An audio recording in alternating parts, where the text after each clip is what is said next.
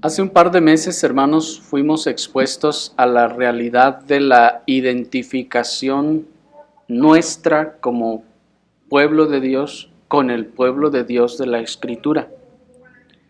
Y éramos consolados, confortados y fortalecidos en la gracia del Señor en la consideración de estas cosas. ¿Se acuerdan? Sin embargo, no solo debemos identificarnos a nosotros mismos con el pueblo de Dios de la Escritura, sino que también debemos poder identificar nuestros tiempos y nuestros acontecimientos con los acontecimientos de la Escritura y con las descripciones que la Escritura da de diversas situaciones y circunstancias en el pueblo de Dios, en su iglesia. Y en ese sentido, lo primero que debemos tener claro es que nosotros estamos en la era que la Escritura llama los últimos tiempos. Espero que todos tenemos claro eso, hermanos. Nosotros nos encontramos en la era que la Escritura llama los últimos tiempos. Esta era, la era neotestamentaria, es llamada así porque en los planes y propósitos de Dios, esta es la última etapa del plan divino antes del juicio final y la remoción de todas las cosas. Por eso se llaman los últimos tiempos, porque es la última era, la última etapa del plan de Dios antes de que venga nuestro Señor Jesucristo. Y una característica peculiar de estos últimos tiempos es que a medida que se estaría acercando la segunda venida de nuestro Señor Jesucristo, los tiempos, nos dice la palabra del Señor, que serían más precarios y que se manifestarían más y más los malos hombres dentro de las iglesias. Vayamos a leer esto que les digo en 2 Timoteo capítulo 3, versículo 1 al 5.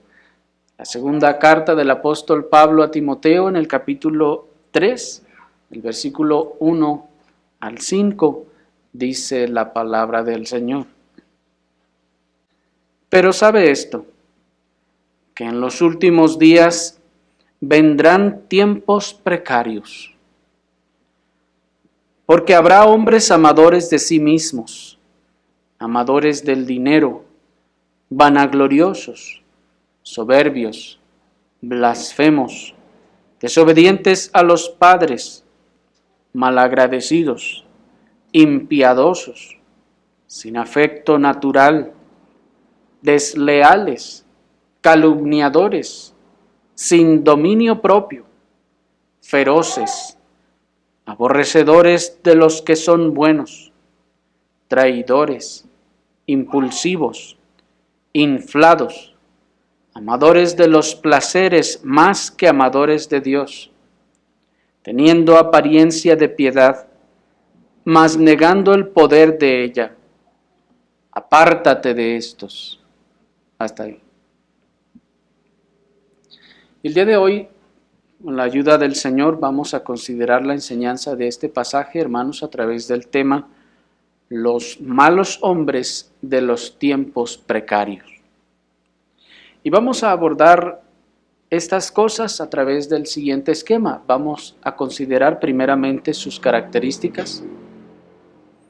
En segundo lugar, vamos a ver sus acciones, para por último ver su fin. Sus características, sus acciones y su fin. Nuestro texto, hermanos, nos ha advertido que en la etapa de los últimos días o los últimos tiempos vendrán tiempos precarios. El término griego que se tradujo como precarios arroja la idea de algo que está reducido en fuerza, es decir, que no está en sus mejores condiciones, sino al contrario, que está debilitado, es algo que es raquítico. No está en sus mejores condiciones de fuerza, está reducido en fuerza, sino todo lo contrario, está en un estado raquítico, razón por la que es traducido este texto como algo precario, de la misma forma que lo traduce la versión King James. Esta declaración, hermanos, de la precariedad de los tiempos que habrían de venir, nos expresa claramente que a medida que se acercara la segunda venida de nuestro Señor Jesucristo, lo que sería llamado nominalmente cristianismo viviría la etapa más raquítica de su historia, o más precaria de la historia de la iglesia.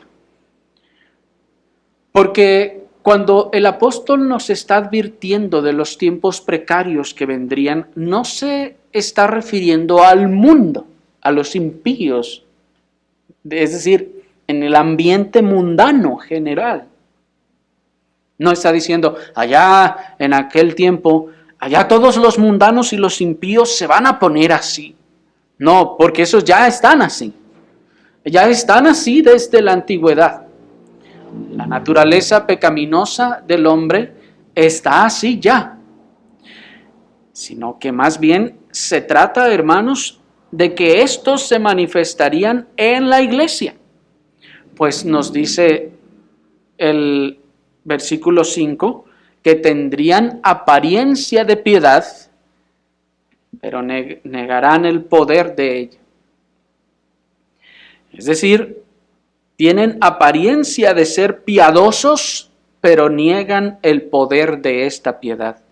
Esto nos está diciendo entonces que se trata de los que se dicen piadosos. ¿Y quiénes son los que se dicen piadosos? La iglesia. De manera que los tiempos precarios de los que está hablando y las descripciones y todo lo que nos va a decir en adelante es dentro del contexto de la iglesia. No está hablando de los mundanos allá en sus situaciones mundanas, allá en sus sociedades y en sus gobiernos. No, está hablando de la iglesia, de lo que va a ocurrir dentro de la iglesia. Habrá tiempos precarios.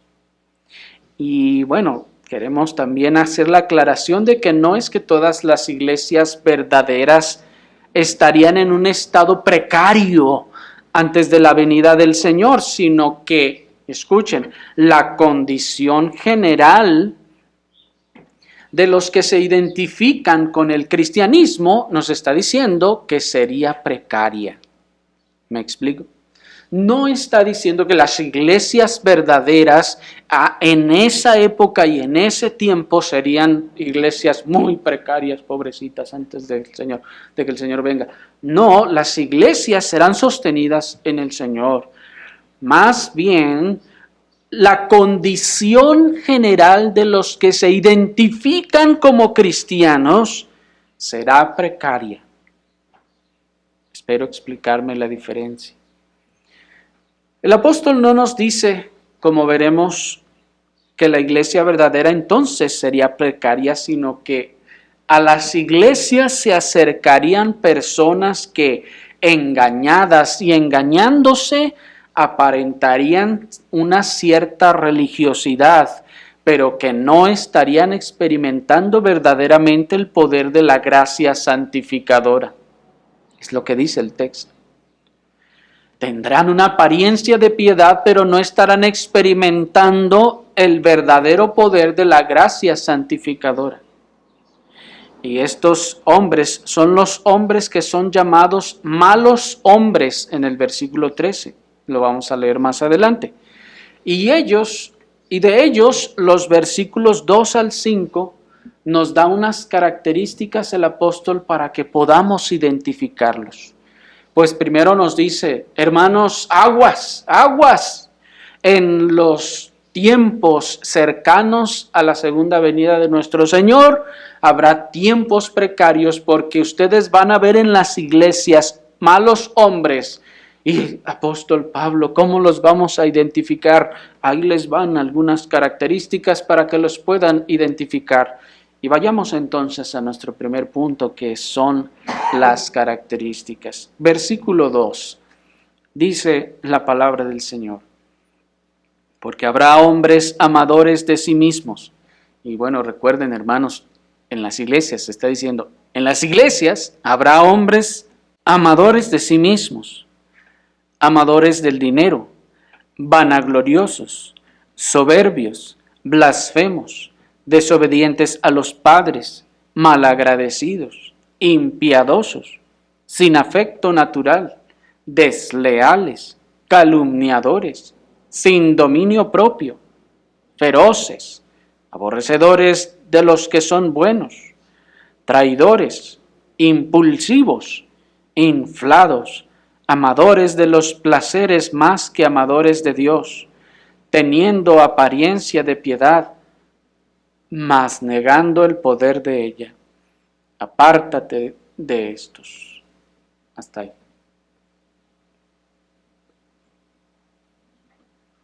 No vamos a exponer, hermanos, cada una de estas características, pues esto nos daría tan solo para una serie de al menos 20 sermones, hermanos, pues son 20 las características que se nos dan en estos versículos, sino que solamente vamos a tomar algunas de ellas y a esbozar muy brevemente su significado y algunas aplicaciones para que podamos con ello tener una clara imagen de a quiénes se refiere el apóstol, qué clase de personas se refiere el apóstol, y que seguramente ustedes habrán visto e irán identificando a medida que vayamos considerando muy brevemente cada una de estas características. Lo primero que se nos dice de estos malos hombres es que son, primero, amadores de sí mismos, nos dice el versículo 1. El orgullo del amor propio de no soportar una ofensa contra su persona y reputación es una característica distintiva de estas personas. El amor propio, pues, el amarse a sí mismo, es lo que lleva a no soportar las ofensas, a no soportar ninguna clase de ofensa sobre su persona o sobre su reputación. Y esto entonces los convierte en personas beligerantes, es decir, peleoneros, que están dispuestos a todo para salvar su honor, que están dispuestos a pelear con quien sea con tal de no ser humillados, salvaguardando su buena reputación. Y todos estos que se conducen de esta forma, dice el apóstol, entran dentro de esta categoría, pues los que se aman a sí mismos manifestarán estas cosas. Lo segundo que se nos dice de estas personas es que son amadores del dinero. Y aquí, hermanos, hay también mucho que explicar, pero solo quiero decirles unas cuantas frases respecto a algunos de estas características. Y en cuanto a los amadores del dinero, tan solo piensen, hermanos, cuántos falsos maestros, cuántos falsos pastores y cuántos pseudo cantantes cristianos no entran en este rubro. Amadores del dinero. Los falsos maestros que actúan, hacen y todo por amor al dinero. Los falsos pastores que, como se ha dicho, le quitan el dinero a la gente y les engañan, y hasta sus propiedades también le quitan a la gente. Y también aquellos supuestos cantantes pseudocristianos, hermanos, que solamente son amadores del dinero. La tercera característica que nos da el versículo es que son vanagloriosos, dice el versículo 1. Es decir, aquellos que les gusta la plataforma, aquellos que les gustan los aplausos, aquellos que les gusta, como decía nuestro Señor Jesucristo, que los hombres les llamen rabí. Estos son los vanagloriosos, los que se exaltan a sí mismos, los que exaltan sus logros, los que exaltan lo que son, lo que han alcanzado, lo que tienen.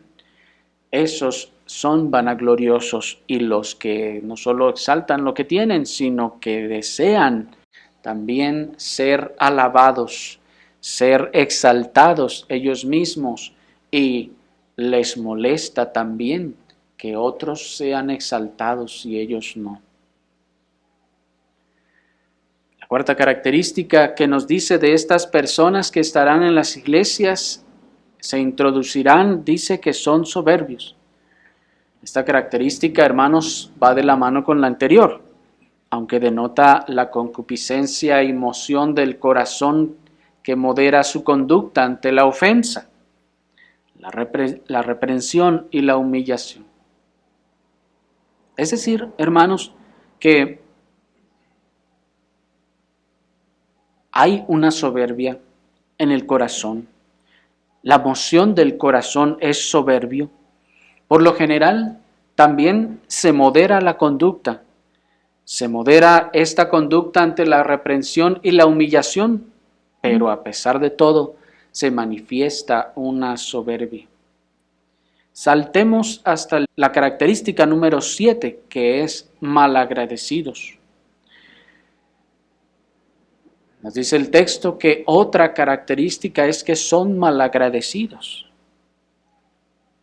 Y piensen, hermanos, tan solo piensen, ¿cuánto se ha hecho por tantas personas que, sin más, de un día para otro, abandonan las iglesias como aventar sus zapatos viejos a la basura? ¿No manifiesta eso un ser malagradecidos? ¿Cuánto se ha hecho por esas personas? Y de un día a otro lanzan todo por la borda. Dejen de las preocupaciones, de las oraciones por ellos, de los consejos que se les dio, del cuidado y tanto que se hizo por ellos, para que cuando mucho digan solamente gracias por todo, adiós. Dejen de eso, hermanos, porque ciertamente eso es una manifestación de ser malagradecidos. Pero hay algo mucho más grave: la palabra, la luz de la verdad, la comunión con los santos y todos los beneficios espirituales, hermanos. Y aventar todo eso por la borda en un arrebato de los afectos. Es una característica, dice el apóstol, de los hombres malagradecidos del tiempo precario que habría de venir. No es eso, ser malagradecido. Que no nos agradezcan a usted y a mí, hermanos, pero que no se agradezca al Señor la luz, la palabra, la verdad que se recibió. Eso, hermanos, es sin duda ser malagradecidos. La octava característica nos dice que es ser impiadosos. Es decir, que no tienen piedad. Es decir, esa piedad de ser santos. No tienen verdadera piedad, porque en su trato con los demás no manifiestan temor de Dios, en sus tratos, en sus acciones. Parecen de manera externa, con palabras, con una apariencia externa, manifestar piedad, pues dice así el apóstol, tienen una apariencia, algo externo de piedad, pero en realidad no hay piedad en sus corazones. Es decir, no hay temor de Dios en sus corazones, no hay santificación en sus corazones. La 10ª característica es que son desleales, es decir, hacen trampas, recurren a las artimañas del mundo para obtener lo que desean, usan las armas del mundo para pelear sus batallas. Son desleales al Señor en ese sentido. Dejen que sean desleales a los hombres. son desleales también al Señor, hermanos, y toman y usan las cosas del mundo aún para actuar deslealmente en todas las cosas. Estas personas, dice el apóstol, estarán en las iglesias en los tiempos precarios. La 11ª característica es que son calumniadores. Y hermanos, esta es la característica más distintiva, piénsenlo bien, esta es la característica más distintiva de los que abandonan las iglesias. ¿No es así? La característica más distintiva es que son calumniadores. Se van agradeciendo todo lo que se hizo por ellos con calumnias y veneno. Y como dijo el pastor puritano, el que no detiene su lengua para la lisonja, tampoco la detendrá para la calumnia. Y miren, esto, hermanos, es muy típico. Las personas, entre más lisonjan, decía el pastor puritano, si no detienen su lengua para lisonjear, tampoco la van a detener para calumniar. Y la calumnia, hermanos, es otra de las características de estos hombres malos que se introducirían en las iglesias de los tiempos precarios. Y lo que el apóstol nos está diciendo es que cada vez, en la medida que nos acerquemos más a la segunda venida del Señor, habrá más cantidad de personas así. ¿Me explico? La 13ª característica que se nos menciona es que son feroces. ¿Están ahí? Son feroces, nos dice el texto. Es decir, que aun cuando se van, no se van contentos, sino que desatan su furia precisamente en las calumnias, en los improperios, en la difamación y en muchas otras formas manifiestan que son feroces. Y hermanos, aunque para nosotros ya la expresión lobo feroz está totalmente suavizada, pues hoy en día ya con los cuentitos y todas las cosas, la verdad es que ya es una expresión muy suavizada, pero se refiere, hermanos, a la maldad feroz con la que un animal feroz devora a otro sin piedad y le arranca la piel o lo que sea, aún estando vivo el animal. Eso es ser feroz. Es decir, que no le interesa nada más que la satisfacción de su propia lujuria, en este caso, o concupiscencia.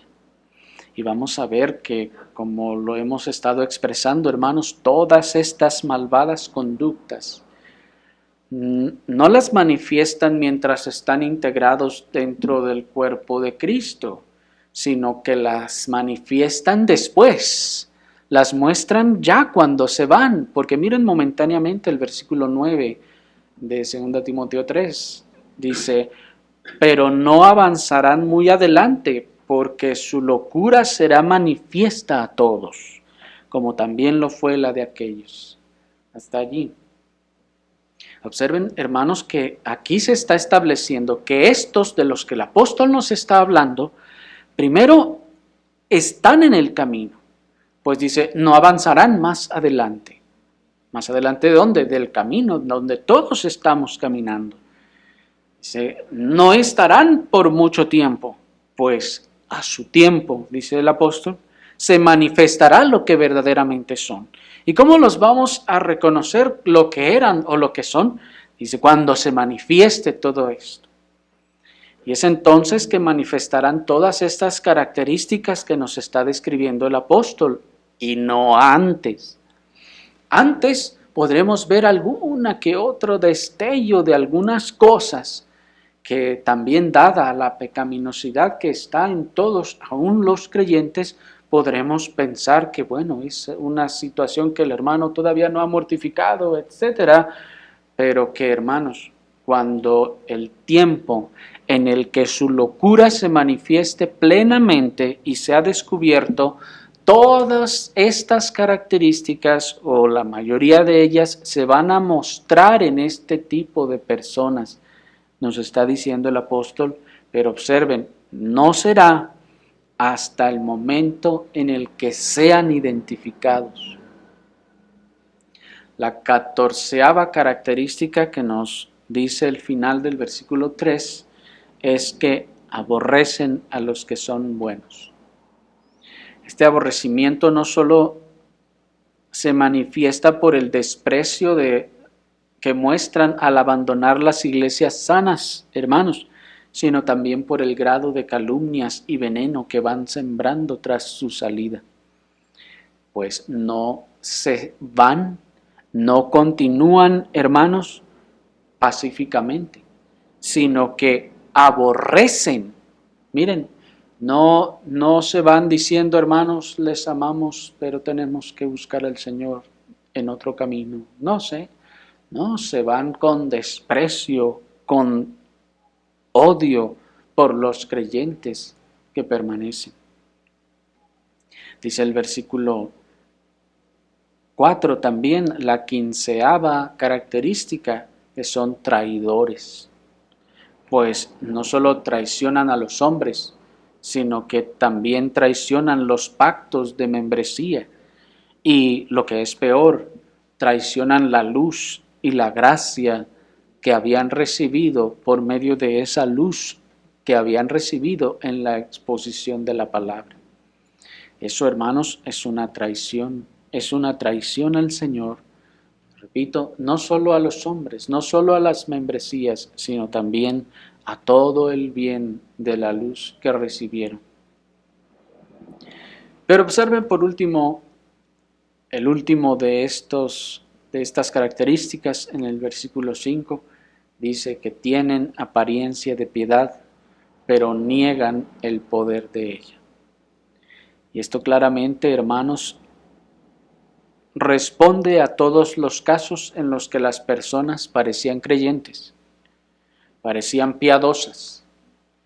Esto responde claramente a todos aquellos casos en los que aquellas personas sostenían una forma externa de piedad, pero que no había el verdadero poder de la gracia santificadora operando en su interior. Las palabras del apóstol nos están diciendo también que la piedad, por un tiempo, observen, por un tiempo puede parecer sostenerse de manera externa. Nos está diciendo que puede y habrá personas que de manera externa estarán manifestando que parece que son piadosas. Pero por eso nos dice, a su tiempo se manifestará la verdad y la realidad. Y esta es la razón, insisto, por la que nosotros mismos podemos por un tiempo pensar, verlos y pensar, seguro son creyentes, seguro son piadosos, parece que están recibiendo y obedeciendo la palabra. Pero hermanos, esto no se sostiene. Por eso el Señor Jesucristo dijo, el que persevere hasta el fin. Esa perseverancia entonces hace la diferencia con aquel que llega a un punto en el que ya no puede seguir sosteniendo esa apariencia externa y saca al final lo que hay en el corazón. Así pues, hermanos, muchas personas aprenden las formas externas del cristianismo. Aprenden a hablar adecuadamente, aprenden a recitar los versículos de la Escritura, aprenden el lenguaje, ya no solo el lenguaje de los cristianos, sino el lenguaje de la gracia, y aprenden a imitar la conducta de los demás creyentes. Pero cuando incluso ya van de camino a sus casas, ahí ya es cuando se quitan la máscara. Cuando van hacia sus casas se quitan el yugo de la apariencia y lo vuelven a tomar cuando se suben a sus autos para venir a la iglesia. Eso, hermanos, esos son esa clase de personas que tienen una apariencia de piedad, que solo quieren que los demás piensen que son piadosos, no que lo sean ellos mismos, no que haya un poder haciéndolos piadosos, sino que tienen el deseo y el interés y la preocupación de que todos piensen que son piadosos. ¿Me explico? Esa es su preocupación, lo que los demás piensen, lo que los demás vean en mí, no lo que el Señor haya operado verdaderamente en mí.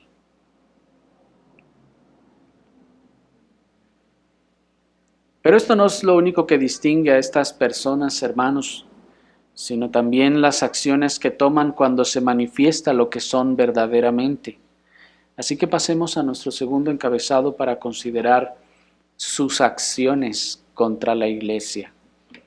Sus acciones contra la iglesia. Esta clase de malos hombres, como les llama el versículo 13, no solo se identifican porque manifiestan varias o todas estas características que el apóstol ya nos expresó, sino también se identifican porque son hombres divisores, que así como Satanás no se quiso quedar solo con su inconformidad, sino que la esparció entre otros y arrastró con él la tercera parte de los ángeles del cielo. Así estos engañadores, miren el versículo 6, así lo dice.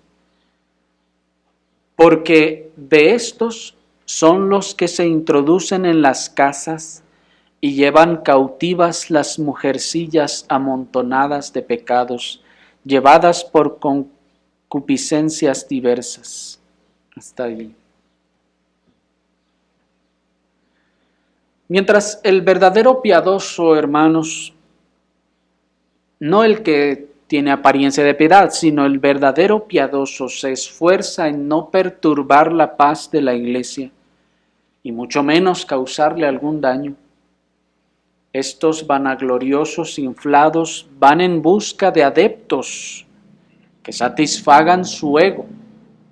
Estos vanagloriosos inflados van en busca de adeptos que satisfagan su soberbia, dándoles por su lado y haciéndose de su lado. Pues eso es lo que nos dice el texto, hermanos, que están haciendo.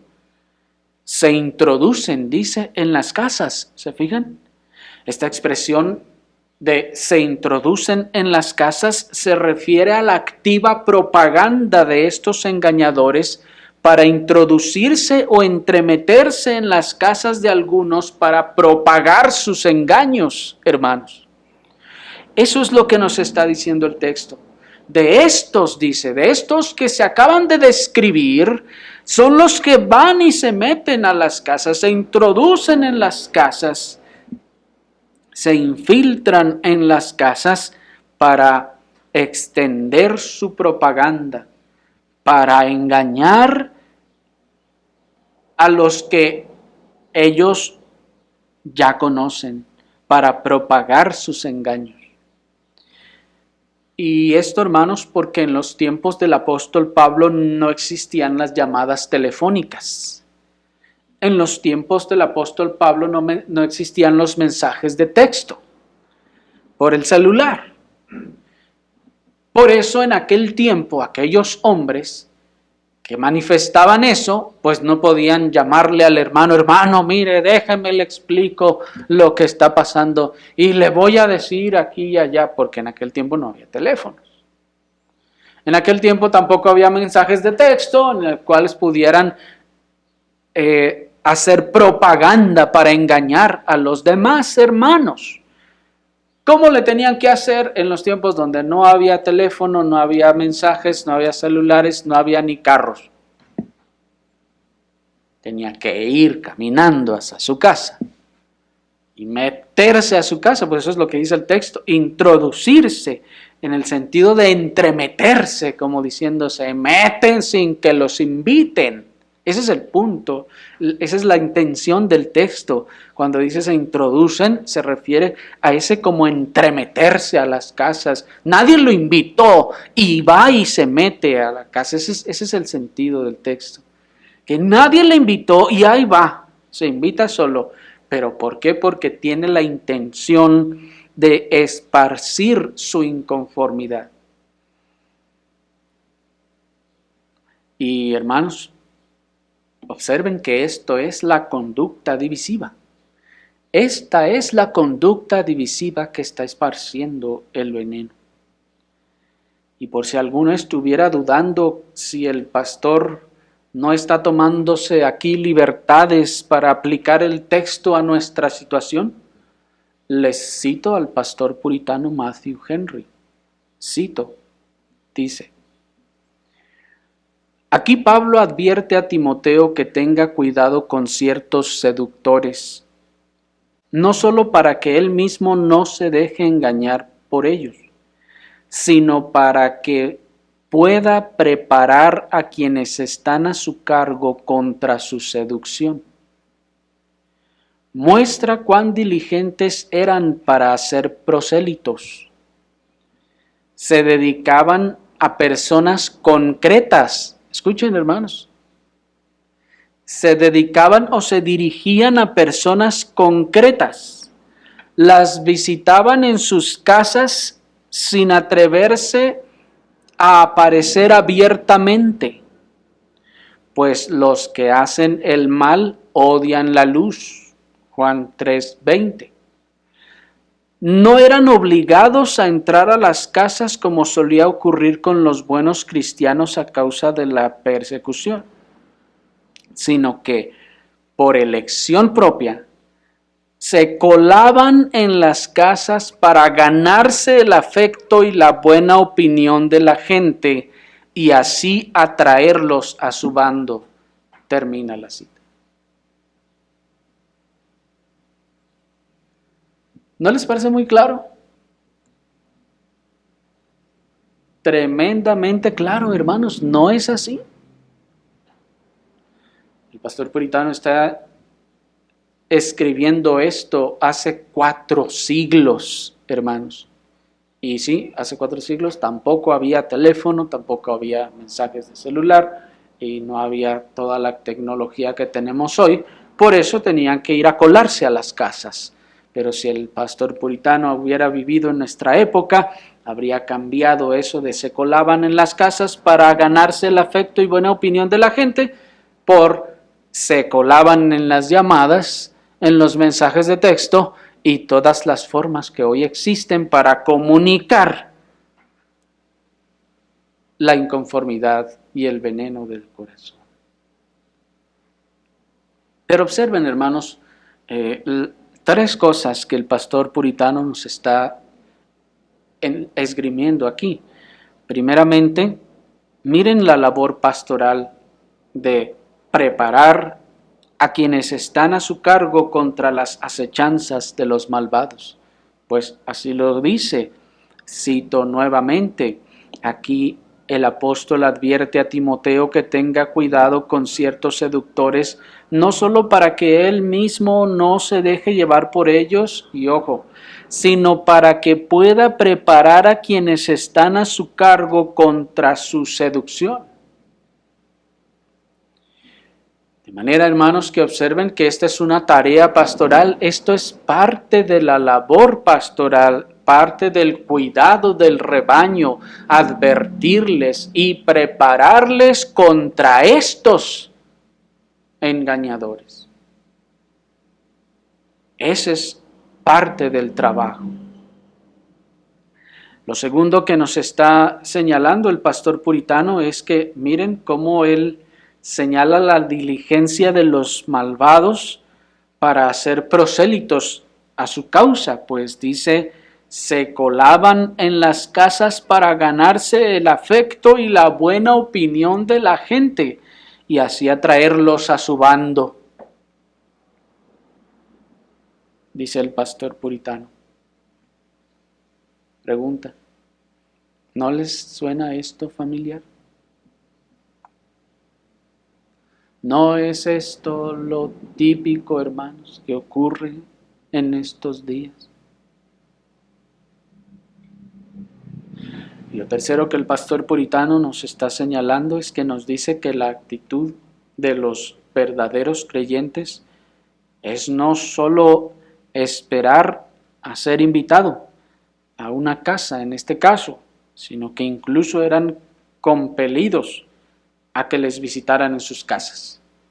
Pues dice el pastor puritano, cito nuevamente esta sección, no eran obligados a entrar en las casas como solía ocurrir con los buenos cristianos, sino que por elección propia se colaban en las casas. Aquí nos está estableciendo una cosa, dice el pastor puritano, los creyentes verdaderos no van a ir a meterse a su casa si usted no lo invitó. No andan de metiches, válgame la expresión. Los creyentes verdaderos van a esperar a que usted lo invite. Los creyentes verdaderos no van a ir a colarse y a buscarle. Ellos van a esperar que sean ustedes quienes los inviten. Y el pastor puritano está aquí aludiendo, por ejemplo, al caso cuando Lidia es bautizada, ¿se acuerdan? Y luego tiene que rogarle al apóstol y a los que con él andaban que se quedaran en su casa, rogarle que vaya a su casa, que visite su casa. Porque, hermanos, también nuestro Señor Jesucristo denunció a los fariseos que decía que iban y devoraban a las viudas en sus casas. ¿Se acuerdan? También iban y se entremetían allá donde no los invitaron. Ahora bien, ¿en casa de quiénes entraban estos malvados?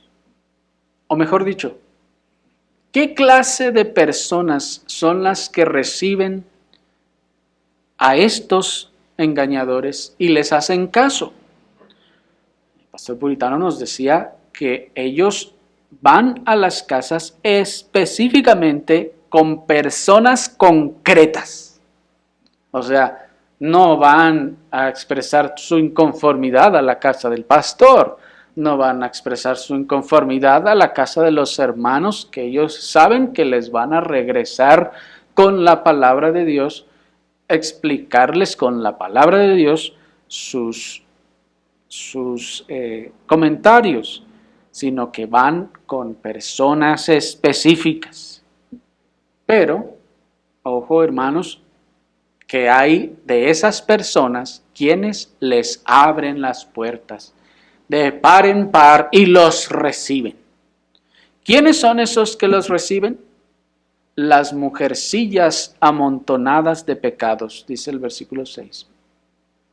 Miren el versículo 6. ¿Están allí otra vez? Porque de estos son los que se introducen en las casas y llevan cautivas las mujercillas amontonadas de pecados y llevadas por concupiscencias diversas. Hasta ahí, por el momento. El término griego que se tradujo como mujercillas, así lo traducen todas las versiones en castellano, hermanos.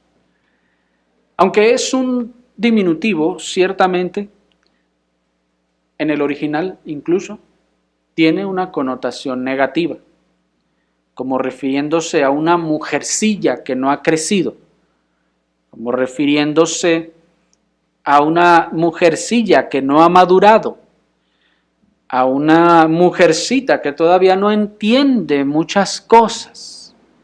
Ese es el sentido, hermanos, de esa mujercilla.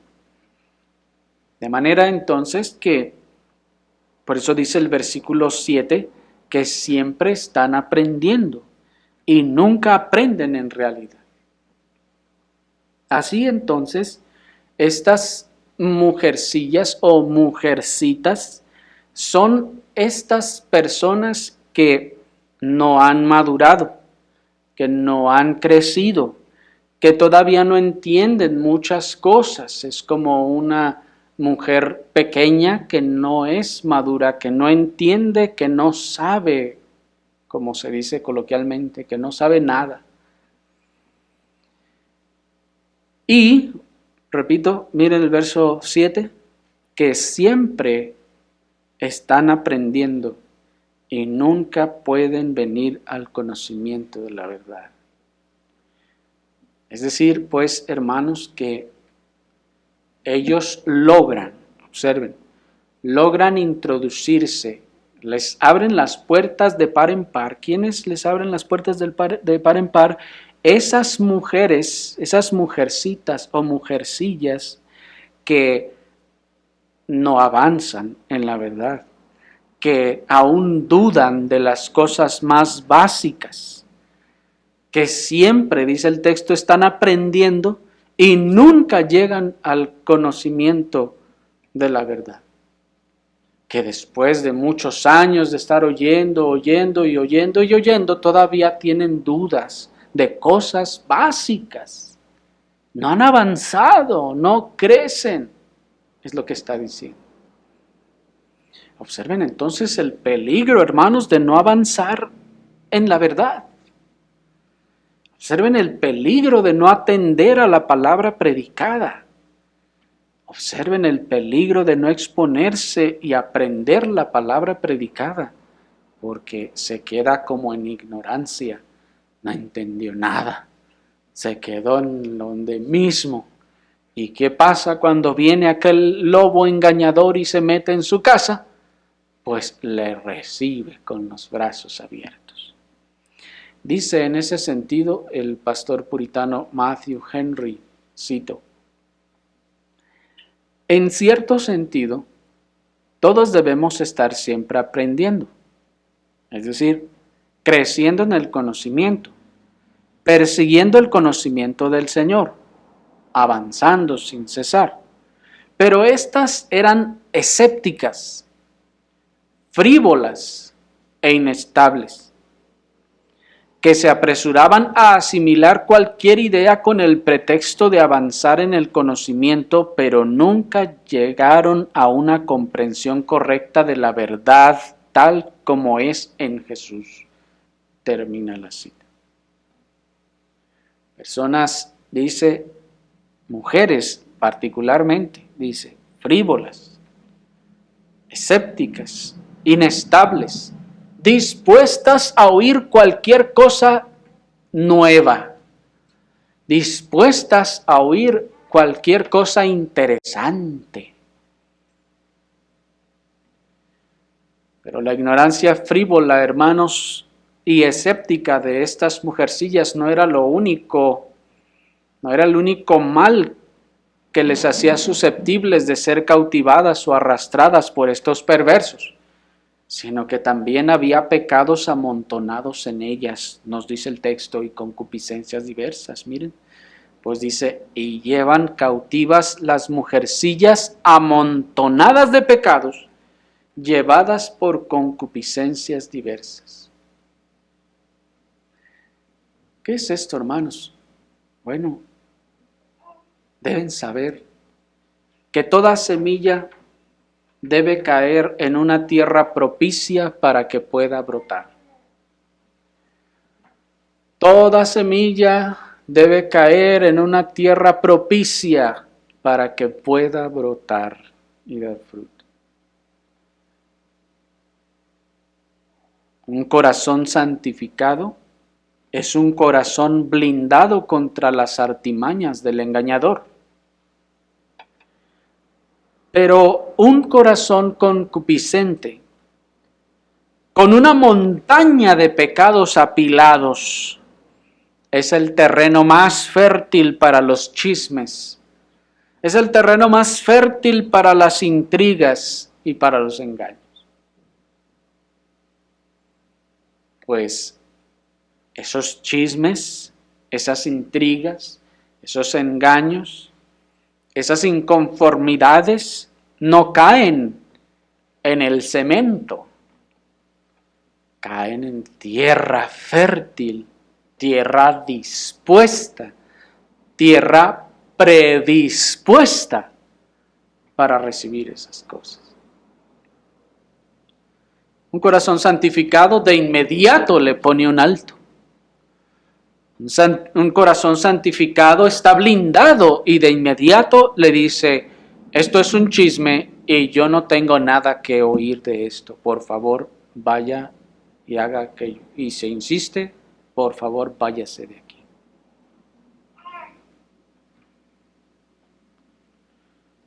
Pero cuando hay montañas de pecados apilados, pues esa expresión amontonados se refiere, es literal, se refiere a apilados, a cosas que están así, forman un montón, una montaña de cosas que se apilan una sobre otra, como cuando lanzan la ropa sucia que se va a lavar y se forma una montaña, a eso se refiere, montón de pecados. Amontonados los pecados allí. Ese es el terreno más fértil para los chismes, para las intrigas y los engaños. Y escuchen lo que dice el pastor puritano Matthew Henry, cito. Y fíjese qué clase de personas eran aquellas a las que ganaban y convertían en prosélitos. Eran mujeres débiles y necias, y personas malvadas, cargadas de pecados y arrastradas por diversas concupiscencias. Una mente ignorante y un corazón impuro convierten a las personas, especialmente a las mujeres, en presa fácil de los seductores. Termina la cita.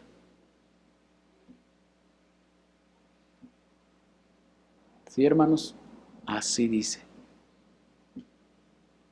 Así dice.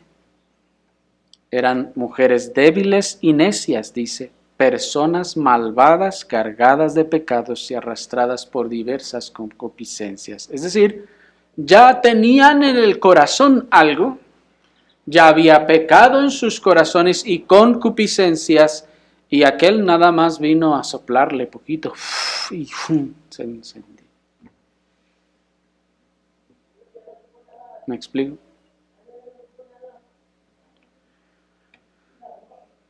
Y dice el pastor puritano entonces que una mente ignorante y un corazón impuro, diríamos hoy en día, es como la receta para el desastre en estas cosas. Dice, convierten a las personas, especialmente a las mujeres, en presa fácil de los seductores. Y hermanos, este pastor puritano escribió esta exposición del texto hace 4 siglos. Hace 4 siglos escribió esto.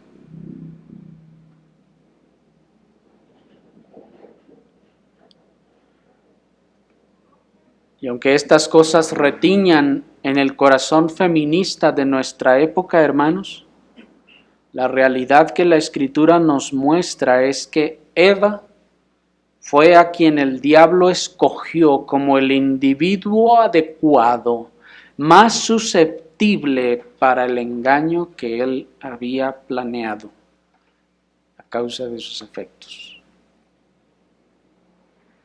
Sí, hermanos, y sobre todo hermanas, yo sé que esto es lo opuesto a lo que el mundo enseña. La Escritura sí nos dice que la mujer tiende a ser más susceptible al engaño en estas cosas. Así que, miren hermanos, ¿no les parecen familiares estos acontecimientos? O reestructuro la pregunta. ¿No les parecen como anillo al dedo estos acontecimientos?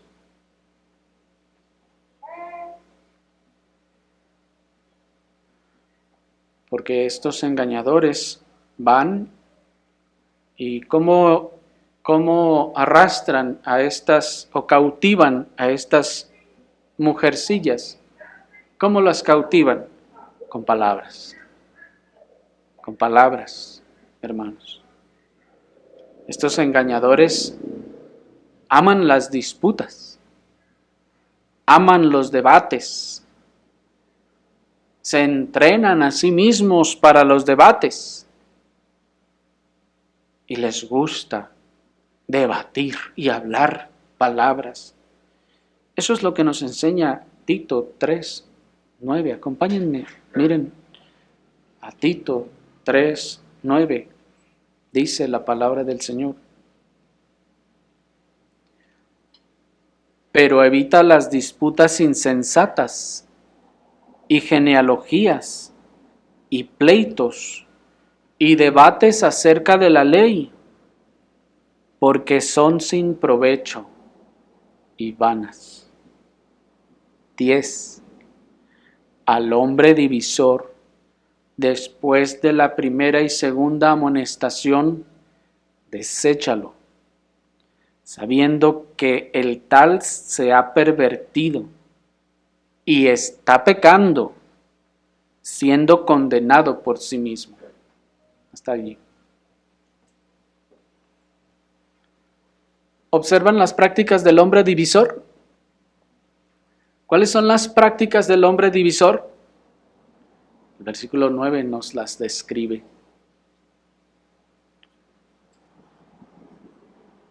Disputas insensatas, genealogías. Eso de genealogías no solo se refiere a los judíos que siempre están, yo soy hijo de Mangano, hijo de Perengano, hijo de este, hijo del otro, hasta Abraham y hasta Adán, si es posible. Y el apóstol le está diciendo, si se ponen a hacer esos cuentos largos de esas historias larguísimas, evítate esas cosas, dice el apóstol.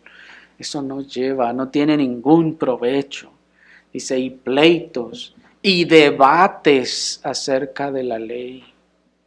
¿Por qué? Porque no debemos de dar el beneficio de la duda y de ser justos. No, dice, porque no tienen provecho y son vanas.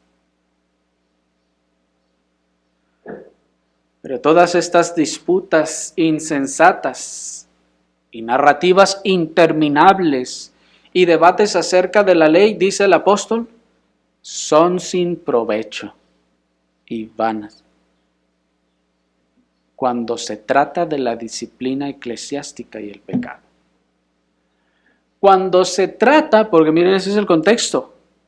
10. Al hombre divisor después de la primera y segunda amonestación, ¿qué es? Mateo 18:15, ¿se fijan? Primer paso, segundo paso. ¿Qué? Deséchalo. Si se trata de que debemos entender cómo aplica la ley, en dónde aplica y dónde no aplica, hermanos, podemos ponernos a meditar y a estudiar la palabra del Señor, pero cuando eso se vuelve un debate, dice el apóstol, evita esas cosas, evita los debates, evita los pleitos, evita las genealogías. Cuando se trata de esta situación, esta disciplina eclesiástica, cuando se trata de que es pecado, evítate esas cosas. El apóstol le dice a Tito, cuando se trata de la disciplina eclesiástica por pecado, evita las disputas necias y los debates, puesto que al hombre divisor, después de la primera y segunda amonestación, deséchalo. Dice.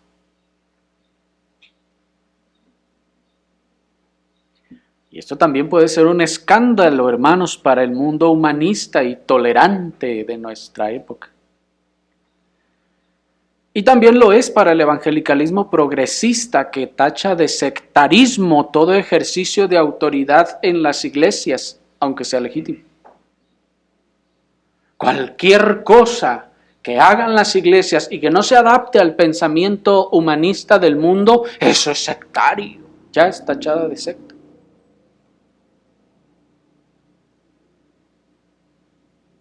Sí, hermanos, sí. Tan solo, hermano, y no debemos ya asustarnos por esas cosas, porque con el solo hecho de decir ante el mundo, que solamente en Cristo puede haber salvación, hermanos, y que ningún otro, ni en el Buda, ni en Mahoma, ni ninguna otra religión puede salvar. Eso ya para ellos es retrógrado, es sectario, es anti-inclusivo, es todo lo que ustedes quieran.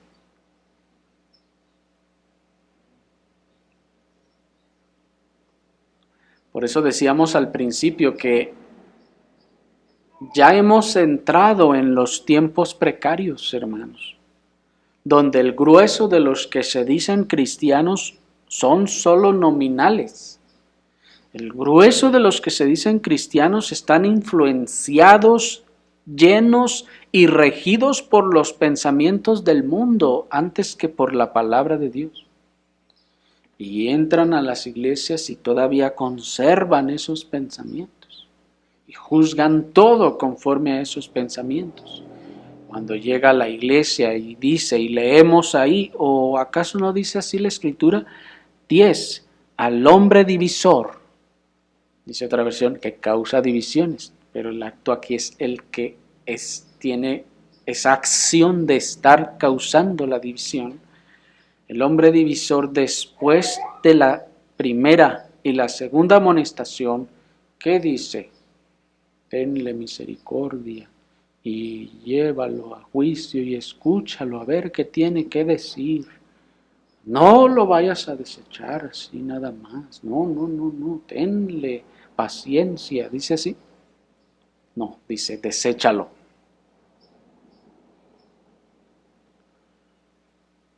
¿Qué sectario suena eso, no les parece? Para la opinión del evangelicalismo. Ahora entendemos por qué todos los que abandonaban las iglesias del primer siglo llamaban a Pablo sectario y lo traían como lo traían.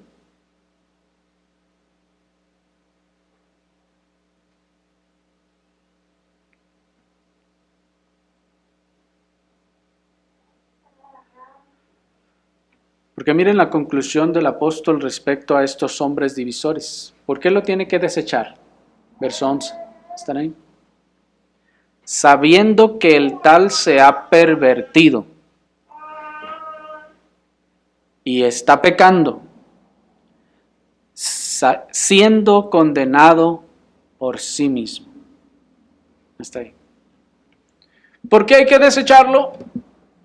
Porque somos tajantes y sectarios. No, dice el apóstol, porque ya debes de saber que una persona que actúa divisivamente se ha pervertido ya. Es lo que está diciendo el apóstol.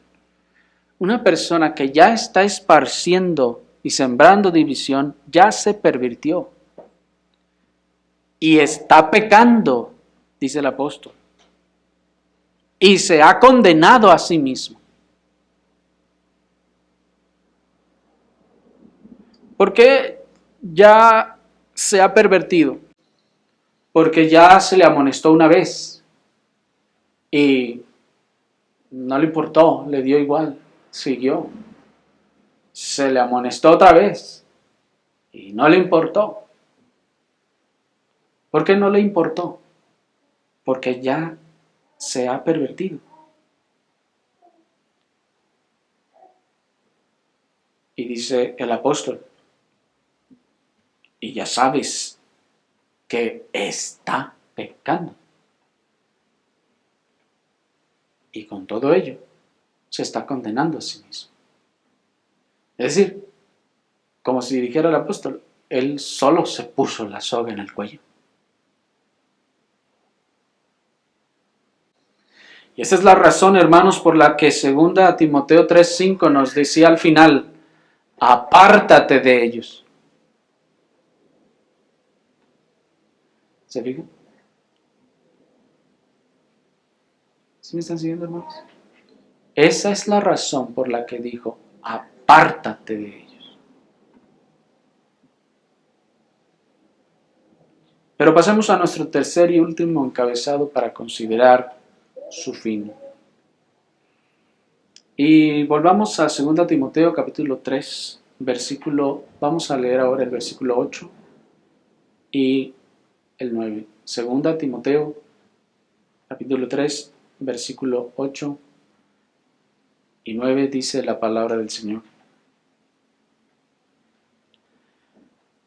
Y de la manera que Janés y Jambres se opusieron a Moisés, así estos también se oponen a la verdad. Hombres de mente corrompida, reprobados respecto a la fe, pero no avanzarán muy adelante, porque su locura será manifiesta a todos, como también lo fue la de aquellos. Hasta ahí. Observen pues, hermanos, que estos hombres de los que hemos estado hablando desde el principio, aunque tienen apariencia de piedad, están reprobados respecto a la fe. ¿Qué significa eso? Lo que significa, hermanos, es que no hay fe verdadera en ellos, sino que se engañan a sí mismos. Es decir, que cuando, según a los Corintios 13:5, nos dice, examinaos a vosotros mismos si estáis en la fe, ¿se acuerdan? Si no, estáis reprobados. ¿Reprobados de qué forma? Reprobados respecto a la fe. Es decir, que se hizo la prueba para ver si había fe y saliste reprobado. No hay fe. No hay fe verdadera.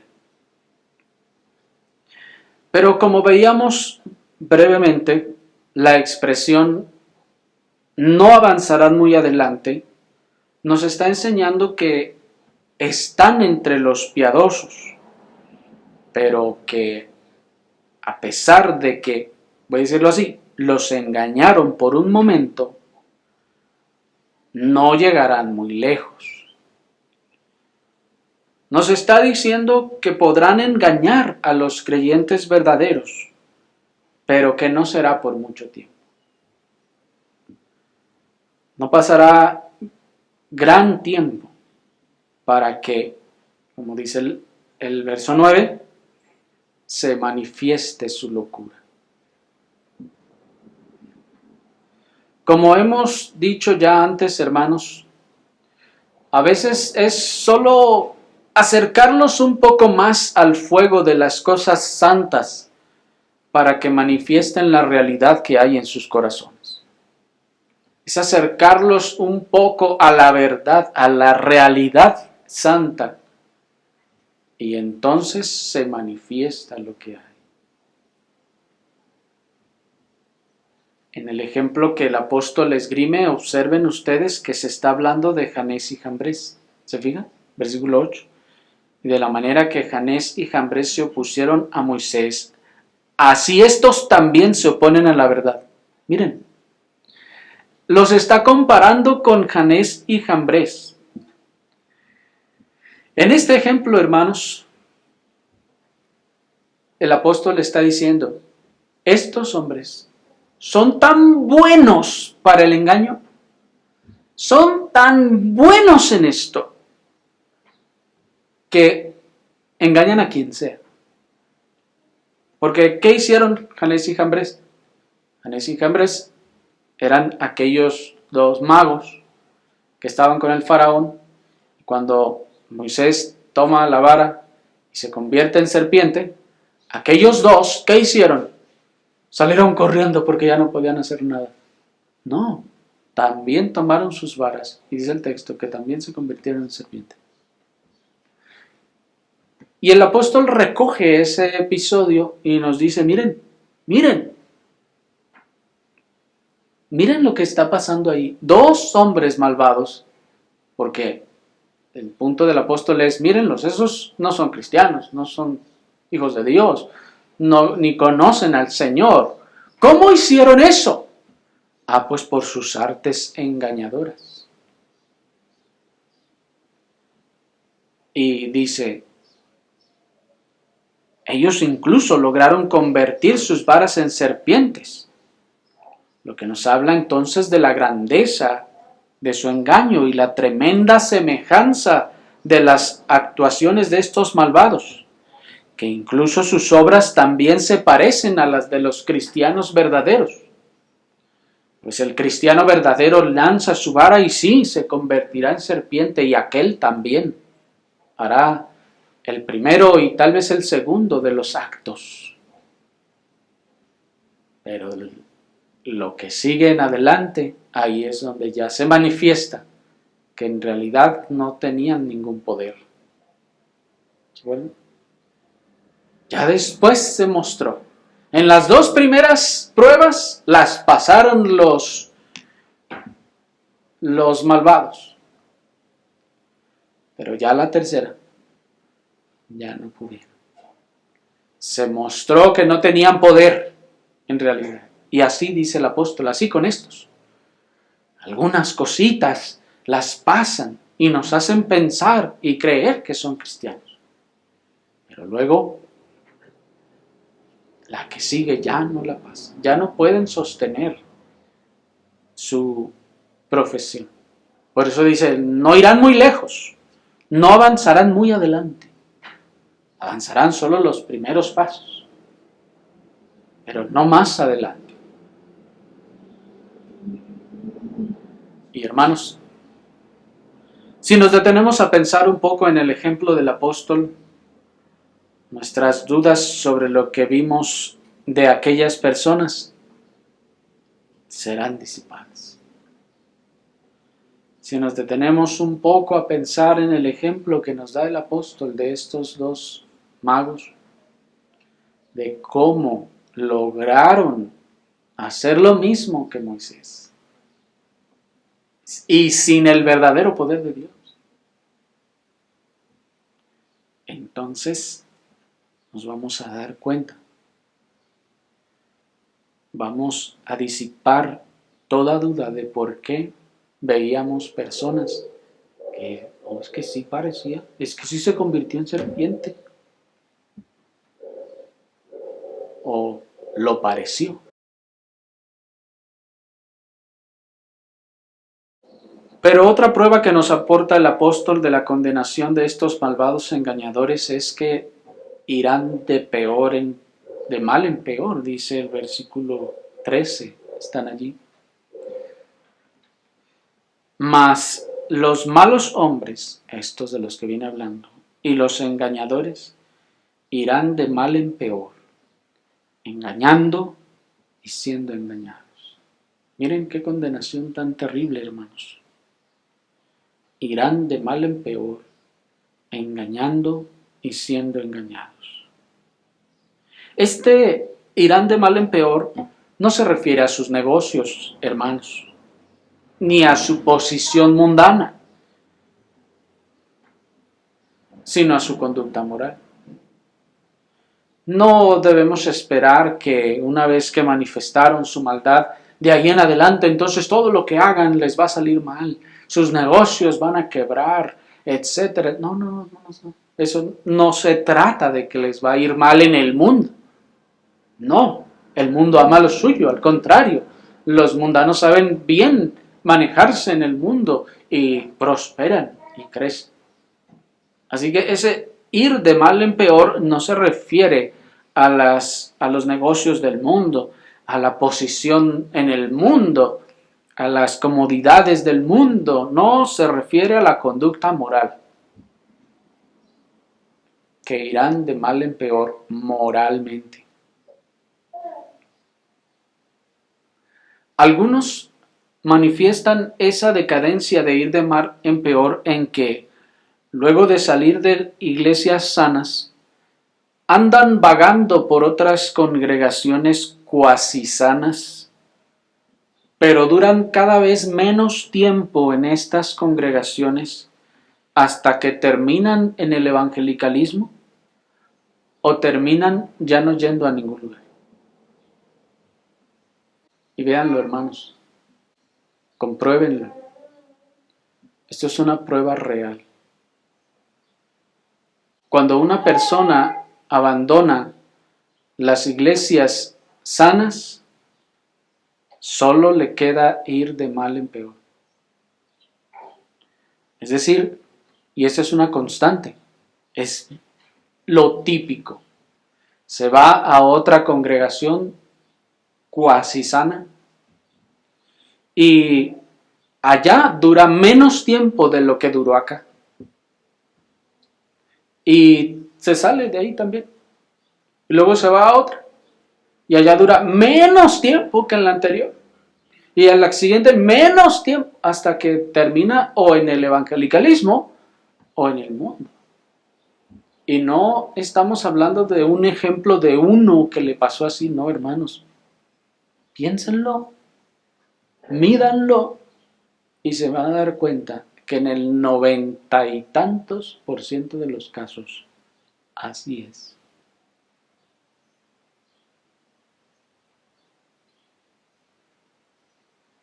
Por eso dice el texto, irán de mal en peor, engañando y siendo engañados. Esa decadencia también se refiere a sus acciones morales, hermanos, que en sus actos, en sus acciones morales, cada vez se va a destapar más maldad, y van a ir degradándose, corrompiéndose, de mal en peor. Antes incluso no decían ni malas palabras, ya ahora se sentirán cada vez después hasta con libertad de hacerlo. No engañaban o no robaban o no mentían, ahora ya lo van a empezar a hacer. Ese es el destino, dice el apóstol, de estos malos hombres y engañadores. El Señor nos libre, hermanos, porque nos ha librado. El Señor nos libre y nos conceda de su gracia en todas estas cosas. Oremos al Señor.